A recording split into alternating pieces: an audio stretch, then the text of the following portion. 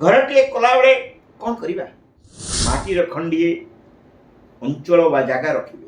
ସମସ୍ତ ଦର୍ଶକ ବନ୍ଧୁ ସ୍ୱାଗତ କରୁଛି ମୋର ୟୁଟ୍ୟୁବ୍ ଚ୍ୟାନେଲ ଆଷ୍ଟ୍ରୋ ରଞ୍ଜନ ସ୍ପିକ୍ସକୁ। ଆପଣ ଏହା ଭିତରେ ମୋ ଚ୍ୟାନେଲକୁ ଦେଖୁଛନ୍ତି, ମେସେଜ ମଧ୍ୟ କରୁଛନ୍ତି, ନିଜର ସମସ୍ୟାର ସମାଧାନ ମଧ୍ୟ ଜାଣୁଛନ୍ତି। ସୁଖର କଥା ବହୁ ଦର୍ଶକ ଆମ ସହିତ ଯୋଡ଼ି ହେଇଛନ୍ତି। ଆପଣମାନଙ୍କ ଡିମାଣ୍ଡକୁ ନେଇ ଆପଣମାନଙ୍କ ପ୍ରଶ୍ନକୁ ନେଇ ଆଜିର ଉପସ୍ଥାପନା। ଆପଣ ପଚାରିଛନ୍ତି ଘରଟିଏ କଲାବେଳେ କ'ଣ କରିବା?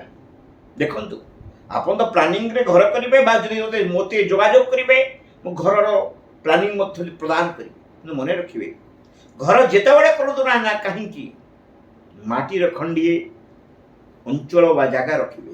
କାହିଁକି ନା ଏହା ଘରଟି ପାଇଁ ଅତ୍ୟନ୍ତ ମଙ୍ଗଳମୟ ସାବ୍ୟସ୍ତ ହେବ। ଏ ଧରା ହେଉଛି ଆମର ଜୀବନ, ଏ ମାଟି ହେଉଛି ଆମର ଜୀବନ। ମାଟିଟାକୁ ଉଠାଇ ଧରିଲେ ଜୀବନରେ ଜୀବନ ଆସିଯାଏ। ମାଟିଟି ରଖିଥିବେ, ବିଶେଷ କରି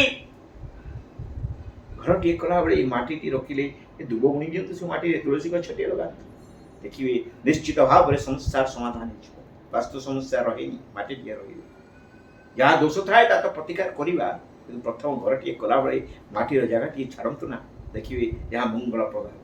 ଯଦି ଆପଣମାନଙ୍କର କୌଣସି ସମସ୍ୟା ରହିଛି, କାଳସର୍ପ ଯୋଗଠୁ ଆରମ୍ଭ କରି ମାଙ୍ଗଳିକ ଯୋଗ ପର୍ଯ୍ୟନ୍ତ, ବିବାହରେ ବିଳମ୍ବ, ଚାକିରିରେ ସମସ୍ୟା, ସନ୍ତାନ ହେତୁକ ପୀଡ଼ା, ଏ ସମସ୍ତ ସମସ୍ୟାର ସମାଧାନ ଭୃଗୁ ସଂହିତା, ପରାଶର ସଂହିତା, ବୃହତ ସଂହିତା, ଅରୁଣ ସଂହିତା, ରାବଣ ସଂହିତା ଓ ଲାଲ କିତାବ ପରି ପ୍ରାଚୀନ ଗ୍ରନ୍ଥକୁ ପାଠ କରି ପ୍ରଦାନ କରିବି।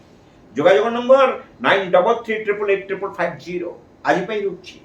ଆପଣମାନେ ମୋର କାର୍ଯ୍ୟକ୍ରମକୁ ଦେଖନ୍ତୁ, ସେୟାର କରନ୍ତୁ, ଲାଇକ୍ କରନ୍ତୁ ଏବଂ ସବସ୍କ୍ରାଇବ୍ କରନ୍ତୁ। ମୋ ସହିତ ଯୋଡ଼ି ହୁଅନ୍ତୁ, ଆପଣମାନଙ୍କ ସମସ୍ୟାର ସମାଧାନ ଜାଣନ୍ତୁ। ରହୁଛି, ନମସ୍କାର।